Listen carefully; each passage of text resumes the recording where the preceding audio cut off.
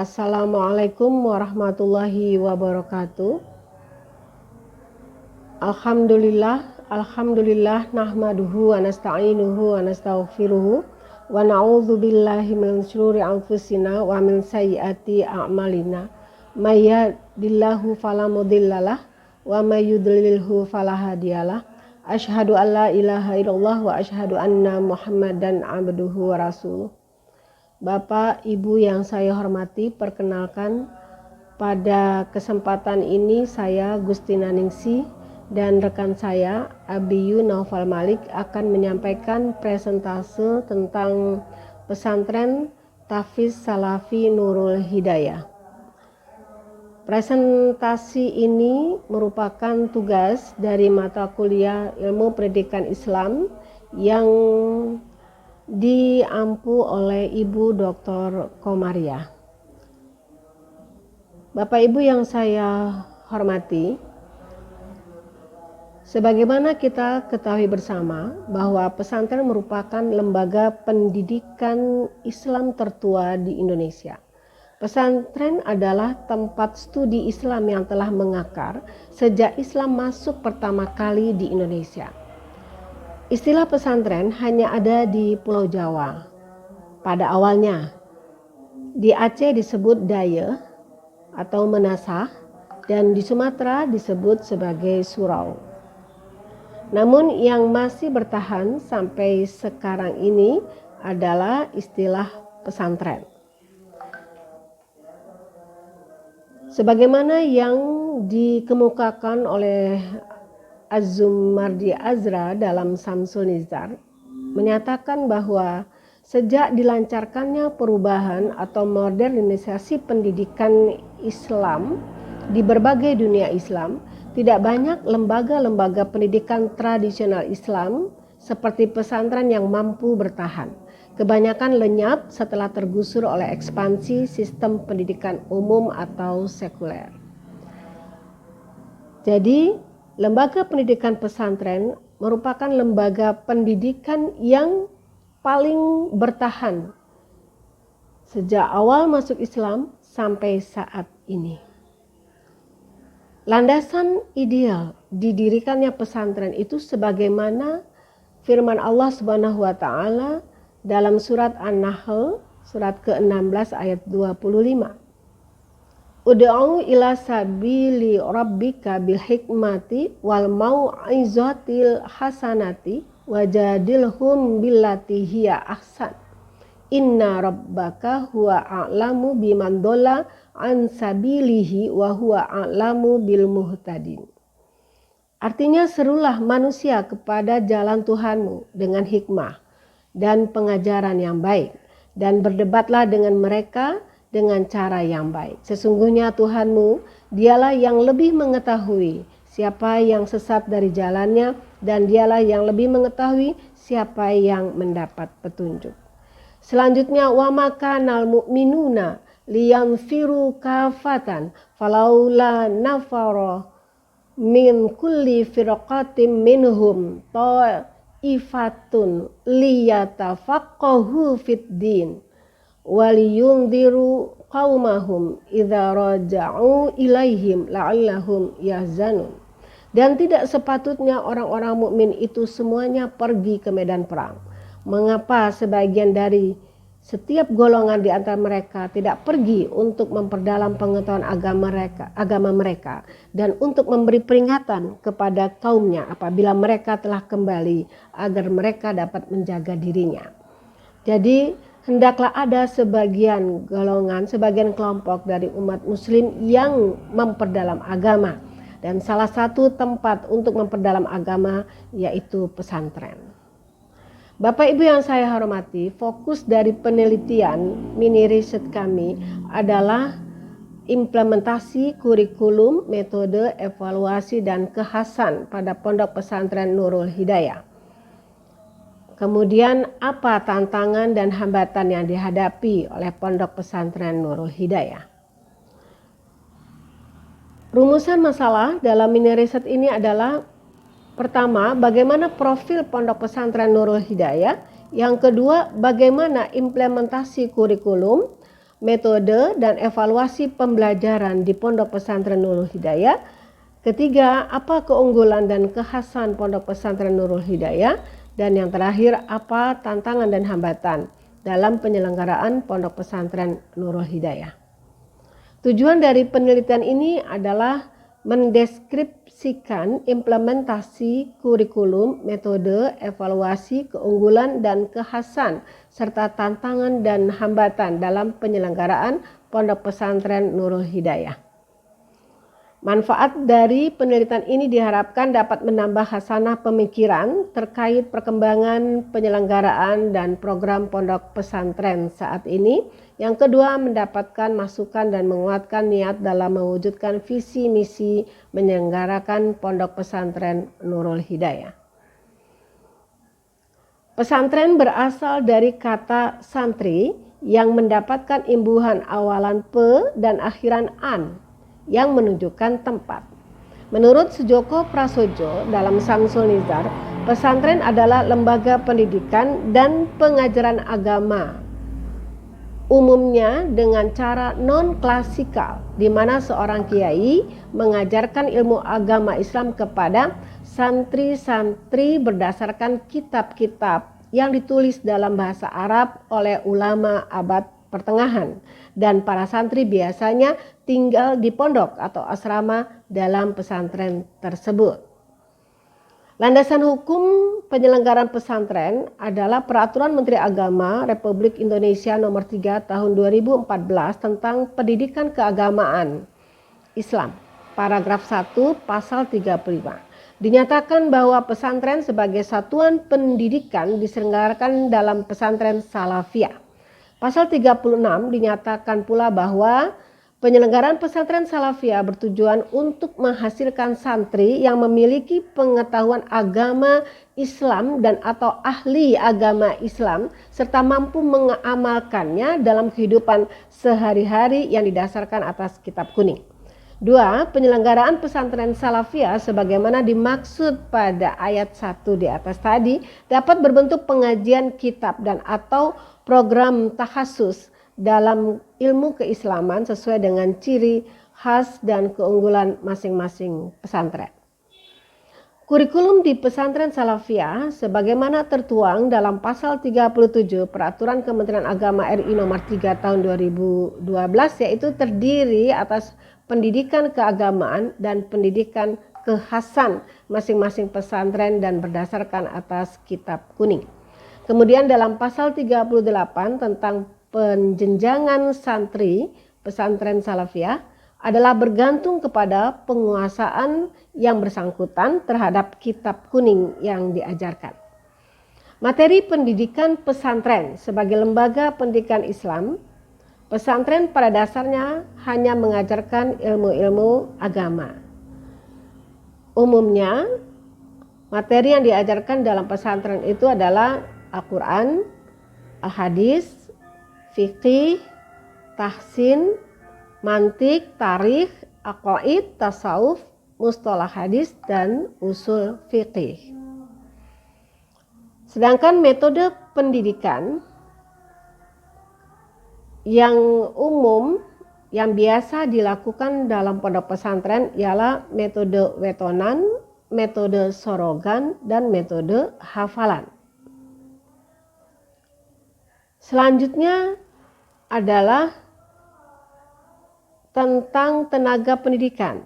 Dalam tenaga pendidikan di pesantren ini diatur pada Peraturan Menteri Agama Nomor 3 Tahun 2012, yaitu lembaga pesantren wajib memiliki kiai, ustadz atau sebutan lainnya. Pada pasal 28 dipertegas bahwa kiai, ustadz atau sebutan lainnya haruslah lulusan pesantren dengan kompetensi ilmu agama Islam.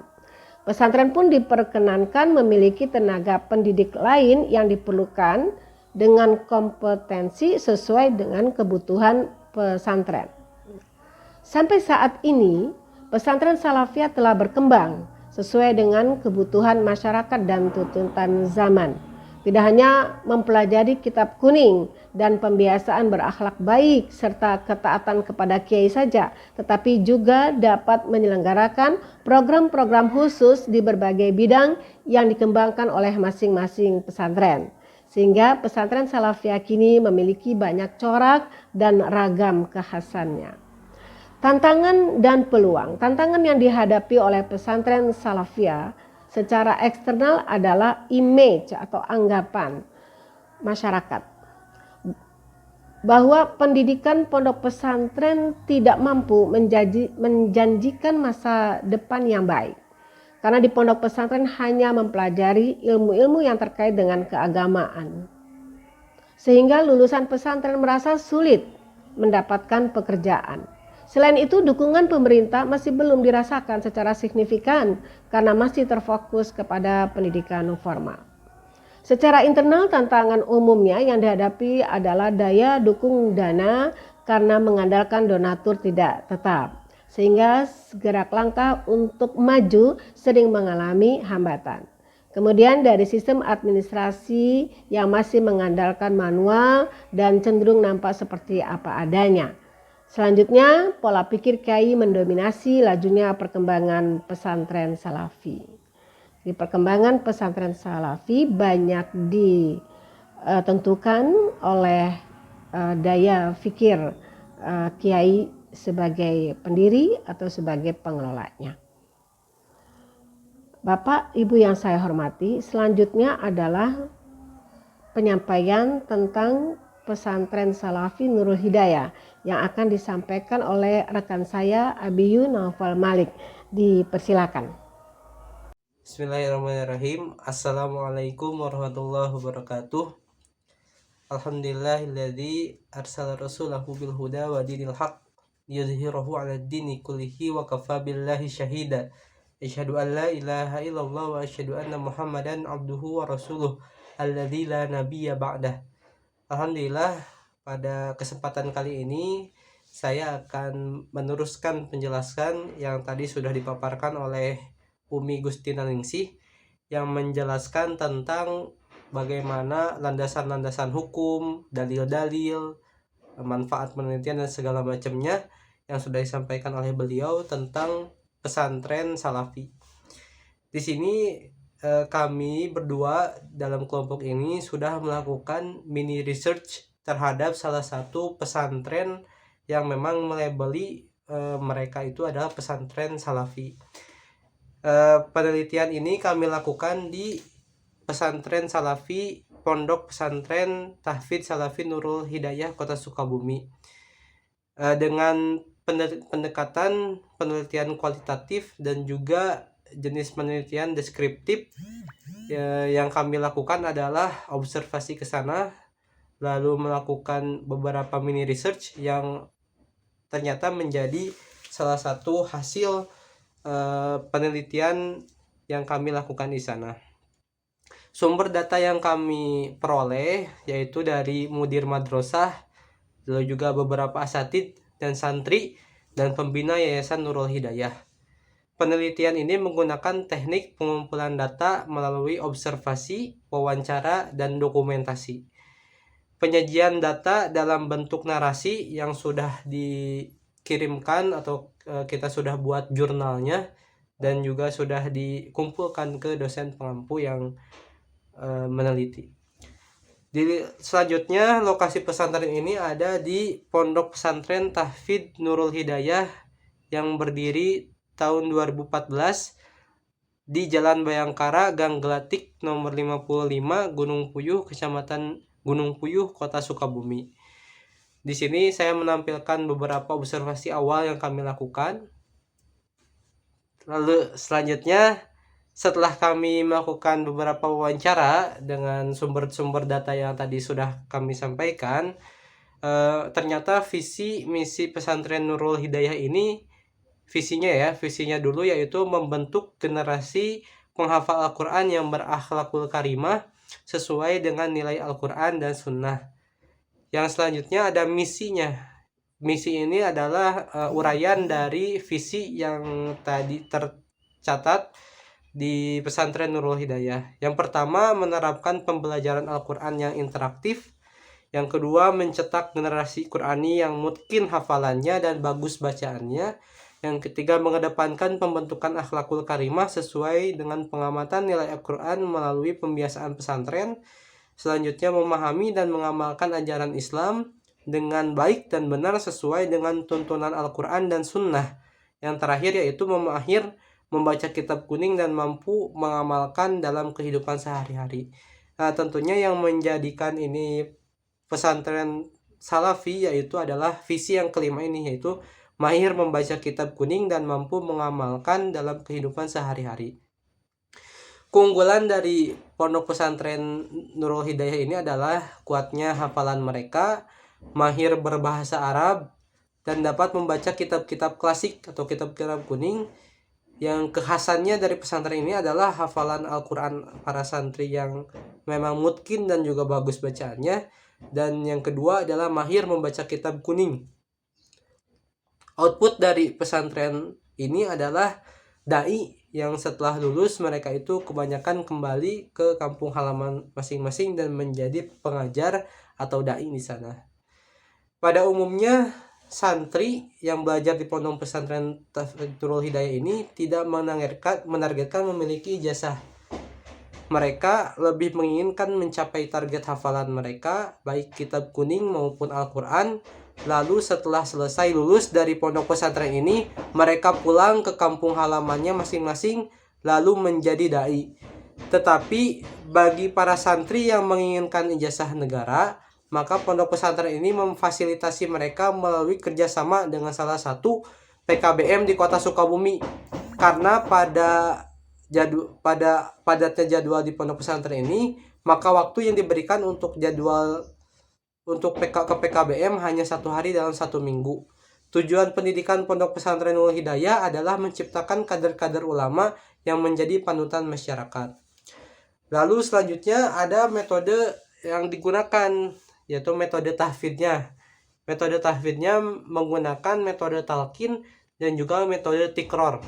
Yang kedua, untuk pembelajaran kitab kuningnya menggunakan sebagaimana lazimnya digunakan pada pondok pesantren salafi lainnya, yaitu metode sarogan, metode bandongan, dan yang terakhir metode watonan. Lalu bagaimana evaluasi yang dilakukan pondok pesantren ini kepada para santrinya? Evaluasi ini dilakukan per 3 bulan sekali, yang diujikan materi-materi yang tertuang di dalam kitab kuning sesuai capaian atau target yang ditentukan. Jenis tes meliputi tes bentuk esai dan tes lisan untuk hafalan diselenggarakan dalam kurun waktu 2 pekan. Nah, saya tampilkan di sini proses evaluasinya. Selanjutnya ada sarana dan prasarana. Sarana dan prasarana di pesantren ini cukup tidak seperti pesantren salafi lainnya, yang dimana pesantren salafi yang lainnya itu identik dengan kurang kebersihan atau kurang sarana prasarananya dan lain semacamnya. Di pondok pesantren ini sudah lebih modern. Ada 2 tempat tidur mudabir, 2 tempat wudu, 2 tempat parkir, 2 tempat makan, 2 dapur umum, 1 aula serbaguna, 2 asrama, 3 saung, 1 ruang guru, 1 ruang rapat. Nah, saya tampilkan sarana dan prasarananya. Selanjutnya tenaga pendidik. Tenaga pendidik seluruhnya ada 12 orang, terdiri dari 10 orang lulusan perguruan tinggi di dalam negeri dan 2 orang lulusan dari luar negeri. Dan dari 10 pendidik lulusan dalam negeri, diantaranya ada yang PTN dan juga ada yang PTS. Selanjutnya ada tantangan dan peluang. Tantangan yang dihadapi oleh pondok pesantren ini adalah publikasi dan marketing agar dapat menyerap lebih banyak santri. Kemudian para guru dalam bidang teknologi informasi belum memadai. Pondok pesantren Nurul Hidayah memiliki sumber dana memadai sehingga untuk memenuhi kesejahteraan para guru ditanggulangi oleh yayasan, yang dimana yayasan punya beberapa usaha yang bisa menopang itu semua. Nah, saya tampilkan beberapa sarana dan prasarana ya, 1, 2, dan ini yang ketiga. Nah, untuk penjelasan dan juga pemaparan materi tentang pondok pesantren Nurul Hidayah ini dicukupkan hingga. Wassalamualaikum warahmatullahi wabarakatuh.